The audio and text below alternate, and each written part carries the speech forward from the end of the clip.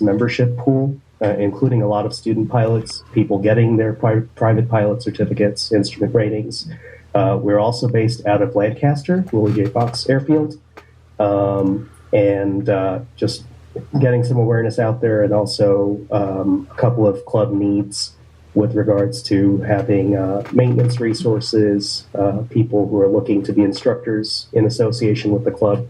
If they're interested, they should reach out to us, as well as general membership. So definitely happy to take some questions. I believe you have all the slides. Go ahead.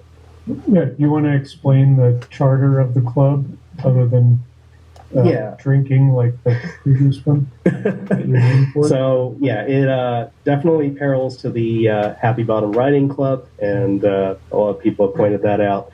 The charter, we are actually formed initially as a small co-ownership of a Piper Cherokee, and then the club grew to 2 aircraft out of Lancaster, a Cherokee and a RV-12 experimental.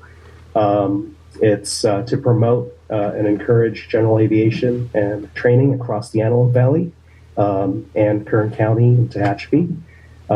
So we are very, very big on social events. We're actually having an annual meeting at our Lancaster base where prospective members and anyone interested is welcome to join. It's Hangar 403 down at Willie J. Fox Airfield.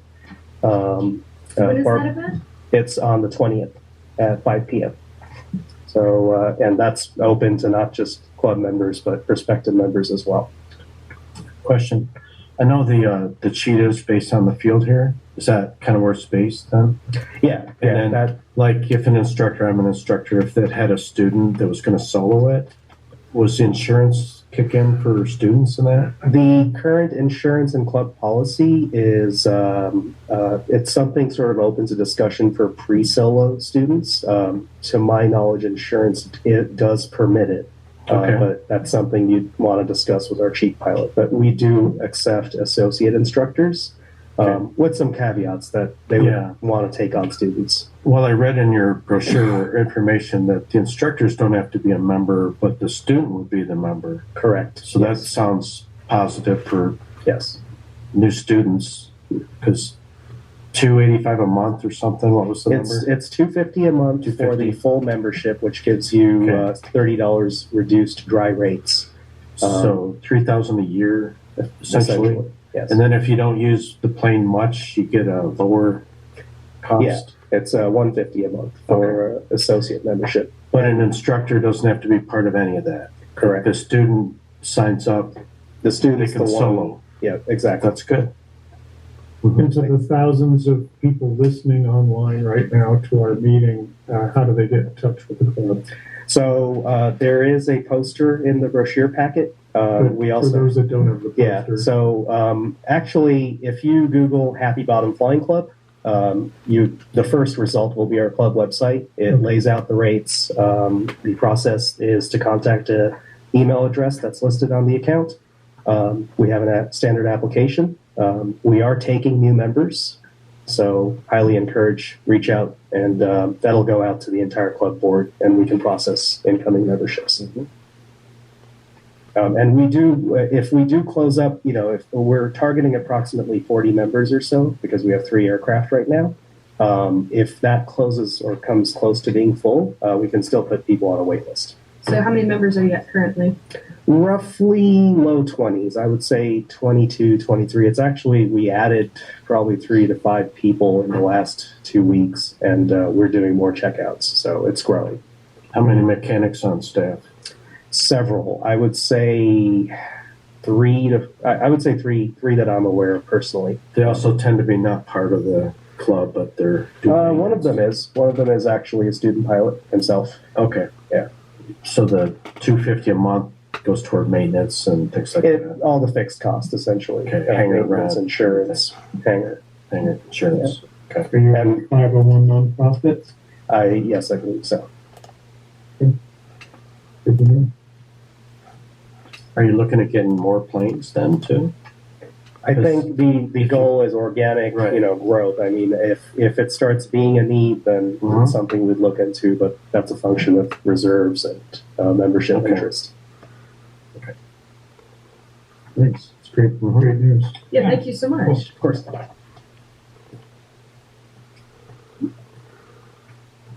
Any other community announcements, public comments for items not on the agenda? Roseman would like to remind you again See of some the people signed in. traveling. Nobody speaking up? All right. So what is it, the Plane Crazy we've got coming up? I know Kathy plugged this at the last meeting. But it's going to be a Universal Hydrogen presentation. Their chief pilot is going to speak, so that should be pretty interesting if you're able to go.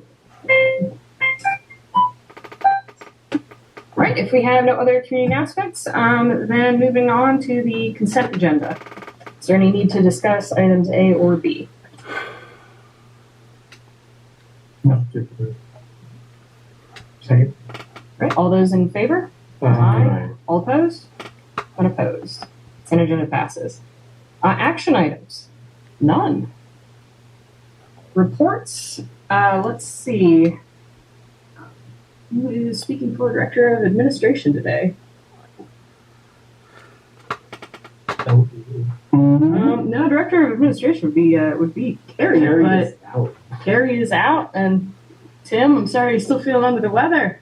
I was not prepared with the Director of Administration's materials to be able to present on it accurately. All right, well let's circle around then. So let's moving on to Tim. What you got for us? All right, Madam President, members of the board, thank you for allowing me to call in for this meeting. Unfortunately, I, along with 4 other members of the staff, ended up getting COVID. So thank you for your patience.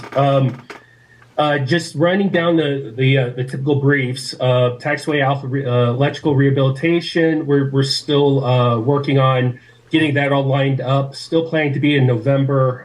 We are getting an independent fee assessment completed for the construction administrative services. So this is all just standard prep work. Inland Port, I have no updates at this time. Water main system update. I'm just reiterating this to the board. Right now, we're trying to find. I think we're still good to move forward with this project, but like we said, the bids came in a little bit higher than what we were anticipating. But we think we can cut. I met with Carrie about this last week. We think we can cut some capital projects that we had scheduled for this year to dedicate those funds towards this project. So. The water height system hydraulic modeling is still in progress. Hangar development update. We have been working with local equity. I keep wanting to say quality. Local equity to survey local hangar waitlist pilots to develop a scope for the development. So basically, what we've been doing is reaching out to other airports to get lists of their waitlist tenants and non-identifying information. Like we don't care who the pilot is or their address or phone number. We just need to know what their needs are, so we can develop a good scope for the project and what type of hangars to develop. The benefit of doing all this work right now is we get to keep that data, so it will help us out tremendously regardless of what happens on understanding what kind of hangars are in need for the local area.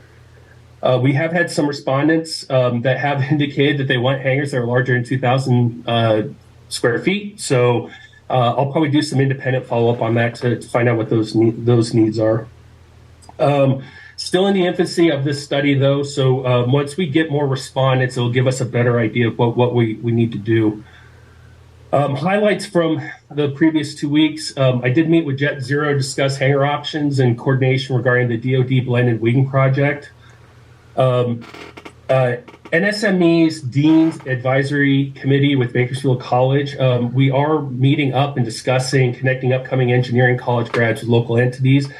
That will be a significant help for when Jet Zero starts hiring, or I should say Scale Composites. So, and we are starting to gain some traction as a leader in hydrogen fueling operations.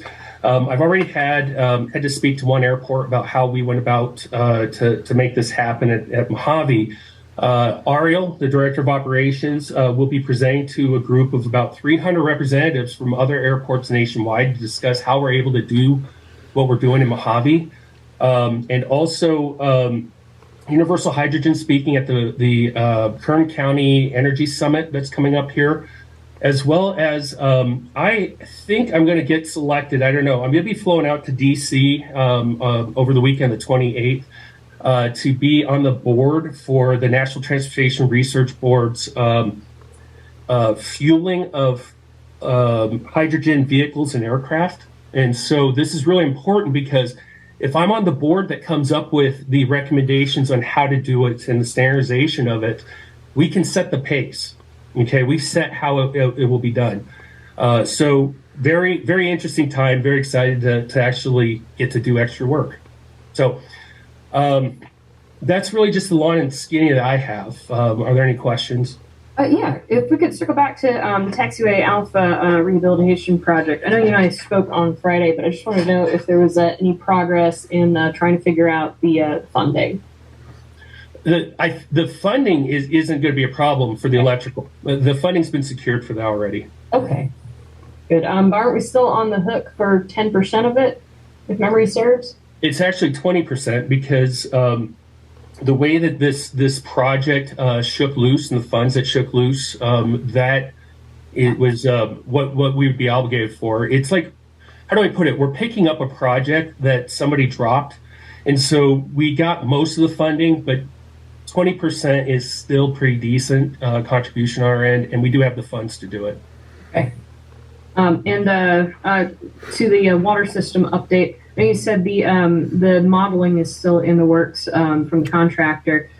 Do we have an idea of what date we're going to get a deliverable for the modeling? It sounds like that's the next big item before additional progress can be made on the moving the water main, which of course means the next significant potential for hangar development.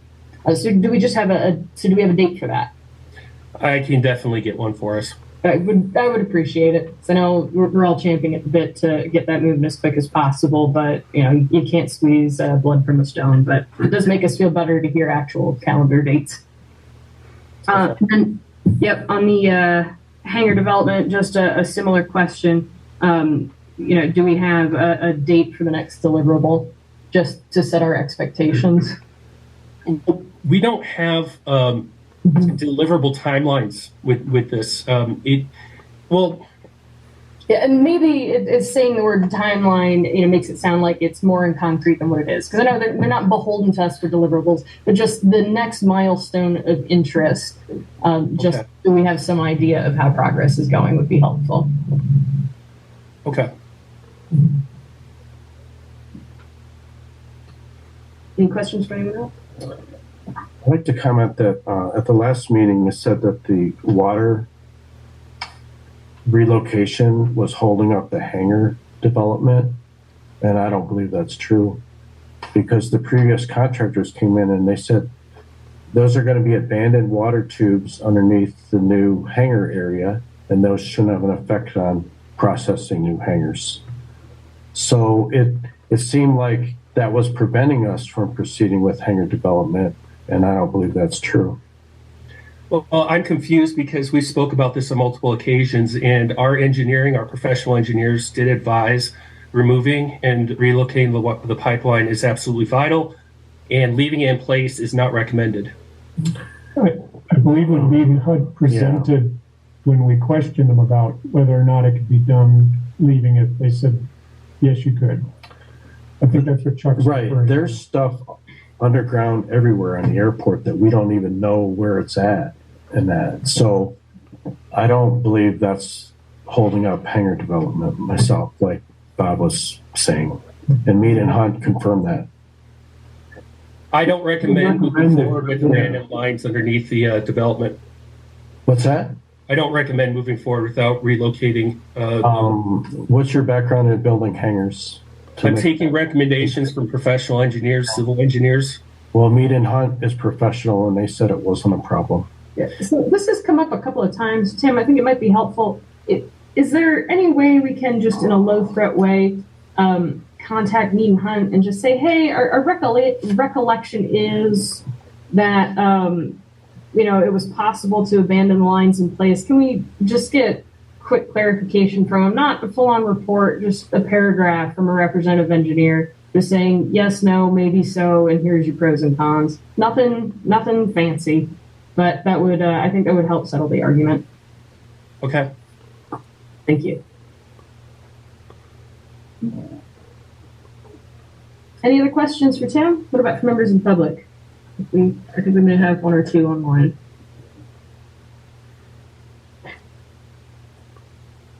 No? Okay, well, we are dedicated to keeping this meeting short as a collective, I see. All right, so moving on. Thank you, Tim. Oh, Tim, before we totally let you go, though, did you have anything you wanted to cover on Carrie's behalf for the Director of Administration comments, or can that wait until the next meeting? Yeah, I can wait till the next meeting, I'm sure. Okay, super. Yeah, I know it's hard on staff running as lean as you are already, and being foreman down is not trivial. So thank you for soldiering through. Do we have? Let's see. We don't have any board committees. I don't think there's a need to stand one up. Anybody see a need? Madam President, I do have one other thing I need to brief you guys on really quick. What you got? Just a heads up.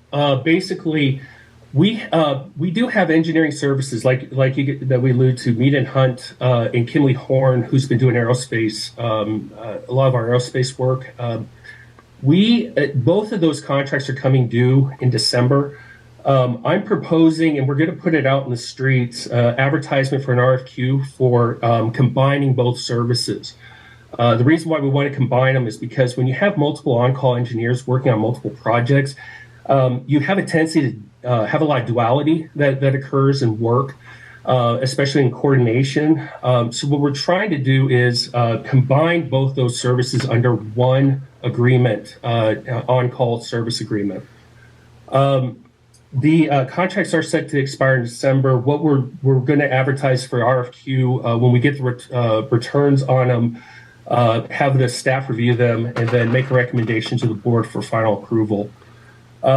This is typical. This is something that I'm going to say just about every airport has an on-call engineer. But I think that we've been kind of wasting money by having two different organizations working, even though they're separate types of projects. Putting them all under one roof will make this more cost effective. So I was just going to give the board a heads up on what we'll be doing in the background in the next couple of months.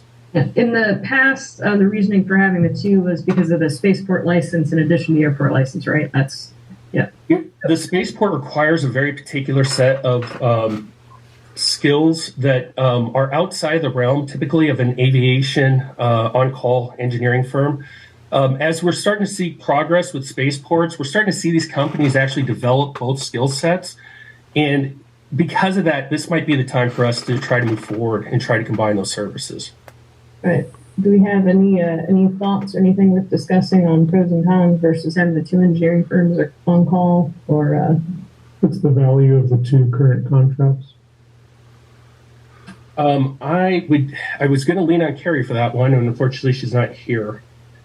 So how we handle it is when Dave Russell retired and the district no longer had an in-house engineer, we did an RFP for on-call engineering services, and it's handled on a task order basis. So as projects arise, we issue a task order to them, and then their current fee schedule is attached to that task order. Okay. So there's really no charges if we're not availing them of the service. That's correct. Yeah. Okay. Okay. thank you for that explanation. Okay. Any other discussion worth having with Tim from Cut Loose? All right. Okay, moving on. Board committees. We don't have any current standing board committees. I haven't heard any to stand any up. So on to director comments for items not on the agenda. And that brings us to closed session. Recording stopped.